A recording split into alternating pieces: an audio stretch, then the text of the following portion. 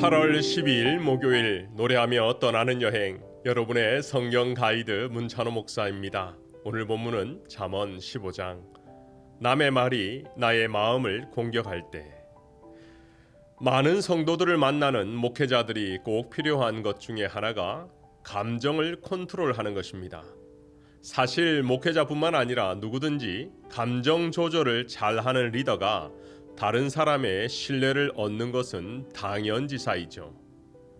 없는 말을 지어내는 사람, 소문을 아무 생각 없이 옮기는 사람, 무조건 반대하는 사람, 매사에 부정적인 사람을 만나게 되면 우리는 감정이 상하게 됩니다. 자기가 알지 못하는 무의식 속에도 이러한 상한 감정은 계속 우리를 지배하고 영향을 끼치게 되죠. 분명 교회는 각기 다른 사람이 모인 공동체인 것을 잘 알고 있습니다. 성격도 다르고 자라온 배경도 다르고 신앙의 색깔도 다르죠. 같은 리더들도 추구하는 방향이 다를 때도 있습니다. 하지만 이러한 것들이 겹치게 되면 감정의 문제가 생기고 쌓이게 되는 것이죠. 이때 감정을 잘 조절하면 갈등이 극복이 되고 전화위복이 되지만 대부분 쌓였던 감정이 폭발하여 관계에 치명적인 손상을 입히게 되어 서로 간에 시험이 드는 경우가 사실 더 많이 있죠. 감정은 영과 육의 중간 지점에서 양쪽에 큰 영향을 미칩니다. 감정이 상하면 기도 생활이 끊어지고 은혜의 통로가 막혀버립니다. 감정이 상하면 스트레스가 되어 걱정과 염려가 쌓여 만병의 근원이 되기도 하죠.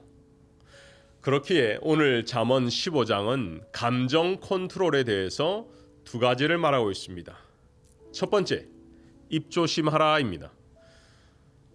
유순한 대답은 분노를 그치게 해도 과격한 말은 분노를 일으킨다. 온순한 혀는 곧 생명나무지만 패역한 혀는 마음을 상하게 한다는 것이죠. 오늘 성경 본문을 묵상하면 말이 생각 이상으로 능력이 있다는 것을 깨닫게 됩니다. 굳이 한마디의 말이 천냥빚을 갚는다는 속담을 되뇌이지 않아도 때로 이 말 한마디가 무엇보다 강력하게 다가오는 것은 다 알고 있습니다. 그렇기 때문에 적재적소의 타이밍에 지혜로운 말은, 꼭 필요한 말은 우리에게 많은 유익이 됩니다. 사실 잠언 내용 중에 가장 반복되는 주제는 말, 언어 생활에 대한 것이죠. 그리고 굉장히 보수적인 관점을 취합니다. 왜요? 말 실수를 했을 때 그 이상으로 치명타가 우리에게 오기 때문이죠. 말은 그 표현이 변화무쌍해서 뉘앙스만 달라도 전혀 다른 의미가 됩니다. 저는 경상도 사람이 되어서 때로 신방을 가면 예전에는 꼭 식사를 함께 했지요. 목회자라 그런지 아니면 잘 먹을 것 같아 보여서 그런지 기대 이상으로 많은 양을 대접하는 성도를 만나면 저도 모르게 오 권사님 됐어요 라는 표현을 많이 하게 되었습니다. 그런데요, 사투리로 이 됐어요는 여러 가지 의미가 있습니다. 완곡한 의미로 충분합니다, good enough, 거절의 의사도 있고, 예전에 허구현 야구 해설위원이 홈런이 나오자 드디어 되었다는 말로 됐어요 하고 쓰이기도 했습니다. 이렇듯 언어는 단순 정보 전달을 넘어 감정을 전달하는 아주 중요한 수단입니다. 그렇기 때문에 오늘 성경은 유순한 대답과 과격한 말을 서로 대조하고 있는 것이죠. 제가 15장 1절을 다시 한번 읽어드립니다. 유순한 대답은 분노를 쉬게 하여도 과격한 말은 노를 격도하느니라.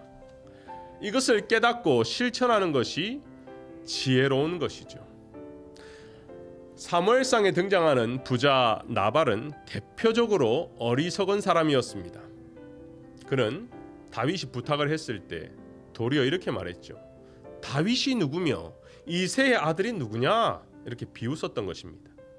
다 알고 있으면서 도와주기 싫으니까 이런 말을 했던 것이죠. 이때 이 말을 듣고 화가 난 다윗은 칼을 찬 부하 400명을 데리고 나발을 죽이려고 출발합니다. 이때 지혜로운 나발의 아내 아비가일이 유순한 말로 다윗의 마음을 캄다운을 시키고 되돌린 적이 있습니다. 사사 기드온도 공동체의 갈등 이 상황을 지혜롭게 헤쳐나온 예가 있죠. 기드온이 하나님의 명령대로 300명의 군인으로 미디안 연합군 13만 5천 명을 물리쳐버렸죠. 그때 에브라임 지파 사람들이 왜 우리는 끼워주지 않느냐고 시비를 걸어왔습니다. 참 어처구니가 없었죠. 그때 기드온이 어떻게 대답합니까? 이번에 내가 한 일이 여러분이 한 일에 비교나 되겠습니까? 에브라임의 끝물 포도를 주운 것이 아비에셀의 만물 포도보다 낫지 않겠습니까? 떨어진 포도를 우리는 주었을 뿐입니다 라고 자신을 겸손하게 낮추었다는 것이죠. 하나님이 미디안의 우두머리 오렙과 스앱을 여러분들의 손에 넘겨준 것입니다. 저는 아무것도 한 것이 없습니다 라고 말했더니 에브라임 지파 사람들이 노여움을 풀고 돌아간 것이죠. 성경뿐만 아니라 우리의 교회 생활 역시 언어 생활입니다. 하나님께 기도하는 것, 하나님을 찬양하는 것, 말로 다 하는 것이죠. 설교자가 말씀을 선포하는 것, 말로 하는 것이죠.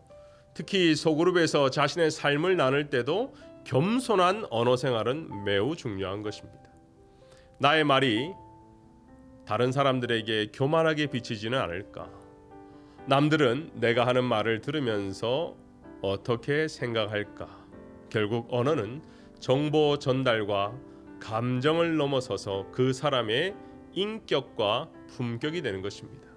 그래서 말은 그 사람의 생각과 성품, 인격뿐만 아니라 그 사람이 진짜 어떠한지를 나타내는 것이 언어라는 것이죠.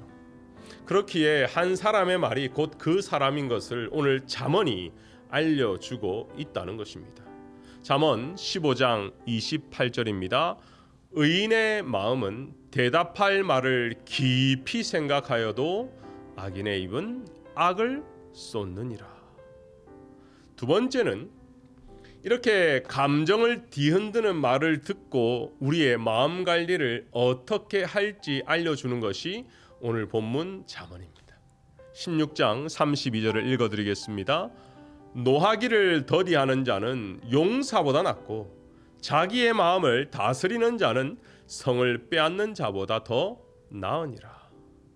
결국 우리의 영혼을 건드리는 이 사탄의 전략은 분명합니다. 옆에 있는 누군가의 말을 통해 우리의 마음을 흔들어 분노를 내게 하는 것이죠. 화를 내게 하는 것이죠. 팬데믹이 지나면서 집집마다 이제 단장을 하는 소식을 들었습니다. 어떤 집은 내부 인테리어를 시작했다는 말도 들었고 오랫동안 하지 못한 공사들을 하는 가정들도 이제 들었습니다. 마음 관리도 이와 같습니다. 온유함으로 계속적으로 메인테넌스를 하는 것이죠. 마음을 단장해야 되는 것입니다.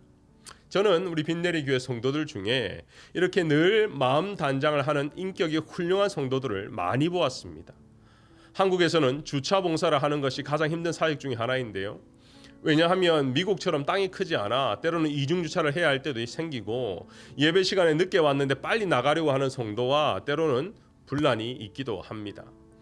그래서 오죽하면 예배당에서 은혜 받고 교회 주차장에서 다 쏟아버린다라는 속담이 생겨날 정도입니다. 그런데도 그 자리에서 땀을 뻘뻘 흘려가며 늘 미소로 성도를 대하는 봉사자를 보고 있으면 고개가 숙여집니다. 분명 저 정도 했으면 이제 한마디 쏘아 붙일 수도 있는데 그냥 침묵하면서 자기 마음 관리를 하시는 분들이 나중에는 존경받는 것을 많이 보았습니다. 저는 우리 빈내리 교회 성도들 중에서도 특히 봉사하시는 분들 중에 정말 하나님만 바라보고 하는 분들을 종종 보았습니다. 저는 그런 분들이 더 존경받을 것을 압니다. 그리고 하나님이 인정해 주실 것을 압니다. 우리 주님도 사람의 입으로 들어가는 것이 사람을 더럽히는 것이 아니라 사람의 속에서 나오는 것이 더럽게 한다고 하시면서 마음에서 나오는 것은 악한 생각들이다. 그리고 이것들이 너희를 더럽게 한다. 그렇기 때문에 우리는요, 우리 마음속에서 이런 악한 것들이 분노로 자라지 않도록 항상 단장해야 되는 것입니다. 관리해야 되는 것입니다. 우리의 마음을 바르고 의롭게 지켜야 할 것입니다. 결론의 말씀을 드립니다. 오늘은 언어 생활과 마음 관리에 대해서 말씀을 드렸습니다. 오늘 기도하실 때에 하나님 우리의 입술에 파수꾼을 세워주시고 우리의 마음을 온유함으로 단장케 해달라고 함께 기도하는 시간이 되었으면 좋겠습니다.